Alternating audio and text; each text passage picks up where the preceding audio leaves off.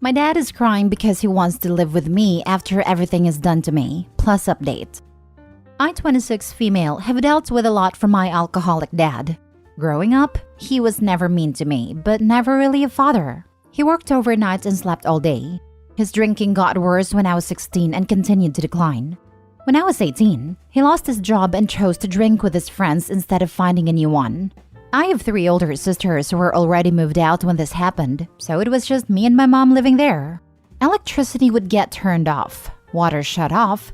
He wouldn't pay for more oil in the winter, so I would have to sleep in a freezing cold house under 6 blankets. He spent most of this time at his friends' houses, so we didn't have to even deal with it. My mom barely made enough money to cover groceries and other expenses, and I was full-time student in beauty school and had a part-time job, so it couldn't help much either. My parents fought terribly because of this, and living there was hell. So I moved in with my boyfriend at a time, now fiancé, with his family, because I couldn't take it anymore. After this, I barely heard from my dad for years. He ended up losing the house, and my mom got a cheap apartment for herself that she could barely afford. My dad became homeless and either slept in his car or hung out with his addict friends. This went on for 5 years, and he barely talked to me during this time. Fast forward to the present. My fiancé and I worked our butts off for ourselves and built a house. We've been moved in for 18 months. But one day after we moved in, I was T-boned by a pickup truck and sustained horrible injuries. My dad found out at Christmas, which was when the injuries were still fresh, but didn't bother to text or call me once after that. Now, he had a stroke in January. He actually does have Medicare, so he's been in a state-run nursing home since then. He's miserable there and keeps calling his sister, sobbing that he has 4 daughters but none of them will take him in. He's staying in this nursing home for free, and my sisters and I all have full-time jobs and are starting our own lives. My dad has always been a very irresponsible person, leaves the front door open all night, leaves the stove on, etc. On top of all that, he just had a stroke, so him staying with one of us would turn us into a nurse. I'm working full-time, planning my wedding and still doing finishing touches on my new house. I worked hard for all of this despite what he put me through. I am the only one out of my sisters that still lives in the area. The rest of them moved away, all about 2 hours away or so. My dad told his sister he is waiting for my fiancé and I to open our house to him because he wants to stay around here. His sister feels so bad for him and asks us all if we could do a family phone call on Friday, just my sisters and my aunt, because he's so unhappy and is so sad his daughters don't want him. I'm absolutely furious that he is calling around telling people in the family that I won't offer my house to him after everything he put me through. My aunt even told him he can stay with her until his disability comes in, and he told her he wants to stay with his daughters. Like he has a right to pick and choose. He didn't even bother to freaking text or call me when I was suffering from my accident. But he is expecting me to open my home to him when I'm planning a wedding and working full-time? I'm starting my life and I want no part of this, especially because he can either continue staying in the nursing home or stay with my aunt. I'm going to have to be rude on this phone call because everyone is probably expecting me to feel bad for him.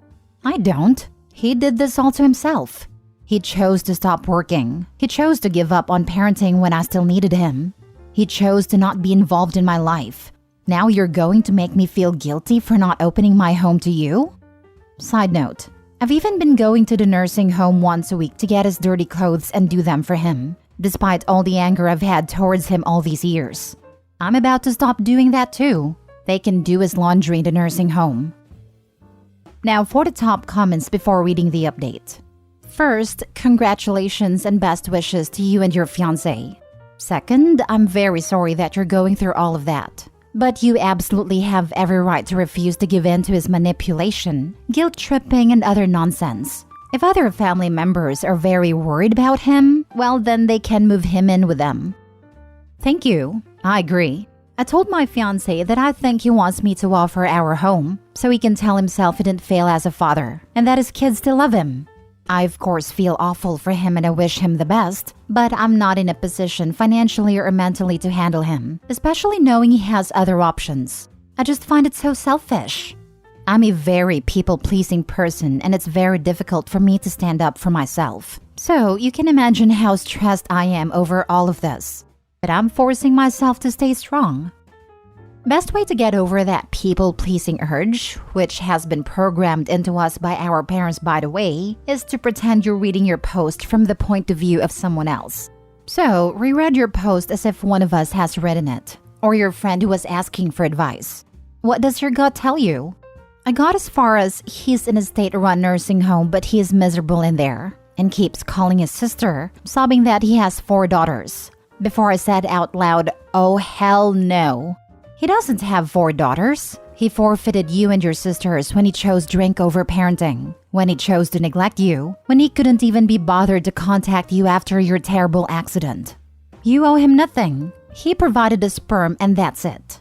He does not get to play the sad dad now after everything is put you through. To be honest, I wouldn't even be a part of this bloody phone call. If your aunt feels so sorry for him, then let her look after him. If she believes that you should care for him and have him in your house after everything is done, then personally I'd ditch her too. Absolutely stop doing your dad's laundry too. Go as low contact as you possibly can. No contact would be better, but only you know what you're comfortable with. Sending you huge hugs. Thank you so much. I appreciate the advice. The only reason I plan on being on a call is so I can be super stern and blunt, because this is now the 4th time my aunt brought up the idea of him staying with me, and I'm going to put an end to it on this call. The second I hang up the phone with them, I'm driving to the nursing home, dropping off his clean clothes at the front desk and never looking back. I'm not going in to visit him. I'm not taking his dirty clothes with me.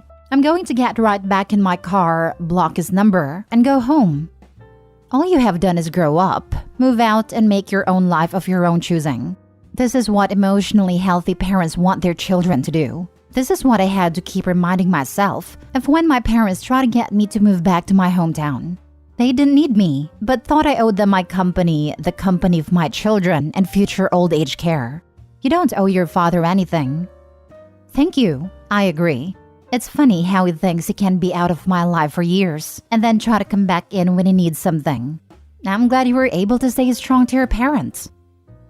Now for the update. So the call never happened because one of my sisters got held up at work. She sent a text to me and our other sisters in a group chat, Aunt not included, and said we can talk sometime soon. I don't want to wait to speak my mind, so I texted back and said I have something to say. Here's the message I sent. Well, I think it's great that you guys are willing to help and do what you can for Dad, but I've reached my breaking point. I personally don't think it's fair for him to give up on being a parent the last few years I needed him, when we were still living at home, and then barely contact me since then, and then make these comments to aunts and whoever else that I won't open my home to him. You have no idea how mad I've been the last few days. It's insulting. Neither fiancé and I are comfortable with him ever staying in our home. I've mentioned this numerous times since his stroke, but it's still being brought up. Not by you guys, by him and Aunt. Neither of them has a right to make me feel this way. I'm at a point now where I feel like I was nice enough to do his laundry, fill out his disability papers, bring him groceries, and visit with him, despite all of the sadness and anger it caused in me. Now, him and Aunt and whoever else are expecting more of me just because he's my dad. He doesn't get to just stop working or being a parent and then decide to act this way. I truly no longer want any part of this situation with him. It may sound harsh, but I tried to help, and now I feel like I'm being taken advantage of. Last story. My mom kicked me out for my foster sister plus update. For some background, 19 female and my 8-month-old son live with my mother, 54 female, who decided to become a foster mom 2.5 years ago and was placed with 2 girls I'll call Liz, 14 female, and Amy, 8 female, who at the time were 12 and 6 respectively. Both girls had severe developmental, mental, and behavioral issues due to drugs and other issues that I will not include for privacy. Liz's issues were more severe, which resulted in her going to a group home after being with us for 6 months, as we couldn't properly care for her. During those months, she stole over $200 cash from me and $150 worth of stuff. She also cursed, spit, and threw things at me when I didn't do exactly what she wanted. I still have scars on my chest and arms from Liz, as I had yelled at her for taking my earrings. That was the day Liz was removed. So about a month ago, my mom told me that she was going to bring Liz back, as she needed a place to stay till she could get a bed at a better facility. I did not feel comfortable with her around me or my son at all, and when I told my mother this, she told me that I could leave then. So I packed up our stuff and am now staying with my sister. I have an apartment set up already but can't move in till August. I just don't know what to do and feel so unimportant. Edit. I just wanted to add a little more context for everyone. So for everyone asking if Amy still lives with my mom, sadly, yes, she does. And now that I'm not there to help her, I'm very concerned about her. I am my mom's fourth bio kid and her youngest bio kid. My older sister took primary care of me until my mother kicked her out. 3 out of 4 of her bio kids have been kicked out for separate reasons. The only reason my mom is a foster parent is for the money, and after Liz leaves, she will be taking in 3 more kids, so she can get money to buy something. I'm not sure what, but it's not for the kids. Liz also had a case against her for abusing a 6-year-old girl, not Amy, while she lived with us. She has been with my mom for a week and a lot has happened since, and I will update when it's over. Thank you for all the comments and advice. Now for the top comments before reading the update. It's not that you are not unimportant, but that she's a crappy mom, and she will get paid for taking care of Liz, and not you. She is thinking short-term and only about the money that she can make. Such as it is, especially when you consider that Liz can get disability checks as well. That's a good amount of money plus food stamps depending on the state, and Medicaid. That's nothing to sneeze at. The problem is that that money is supposed to be spent on a person, but I happen to know, because my own mom did this, that she can keep it for herself and say that she is. The government is kinda lazy about sending people to check if they are telling the truth. As long as she's not lying on her taxes, she's going to get away with it. You are completely right here. That is 100% the reason why she did it. She said that when she became a foster parent, the money was important. As much as this hurts, you made the best decision that you could for you, and most importantly, your son. Protecting him is the most important thing right now. Your mom can now deal with the repercussions of her decision on her own, and you can sleep soundly knowing you made a right decision. I wish you and your son so much luck and happiness in this next chapter in your lives. Especially since she basically kicked out her infant grandchild for a troubled mess that was already justifiably removed by government services the first time around. No one's going to let Opie's mom live that one down once the baby's age is known and why.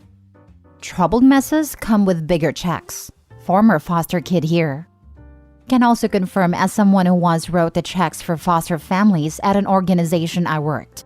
It is significant the difference between a youth with and without that need for extra help.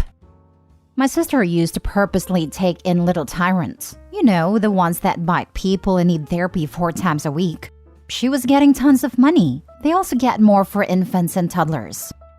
If your mom is okay with putting you and your child in harm's way, I hope down the road she's not confused as to why she has a daughter and a grandchild that she is cut off from. If I cut her off, so will the rest of my family. I'm the only reason they haven't gone no contact with her. Then that's on her, not you. Unfortunately, we reap what we sow, and your mom being cut off is not your responsibility.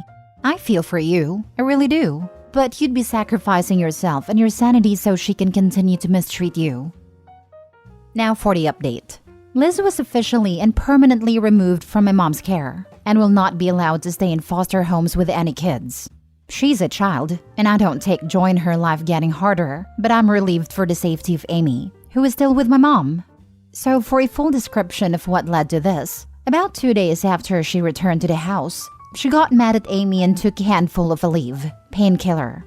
After being rushed to the hospital, she repeatedly said she didn't want to die. She just wanted to feel pain because she was mad. After that, they still put her back in my mom's house, where about 2 days later she stole a lighter and proceeded to light the house on fire. I do not know why she did it. She gave about 50 different versions of why, but ultimately it was probably because she wanted something. After multiple psychological evaluation and questioning, she said that next time she will burn the whole house down and make sure that no one escapes. There will not be a next time.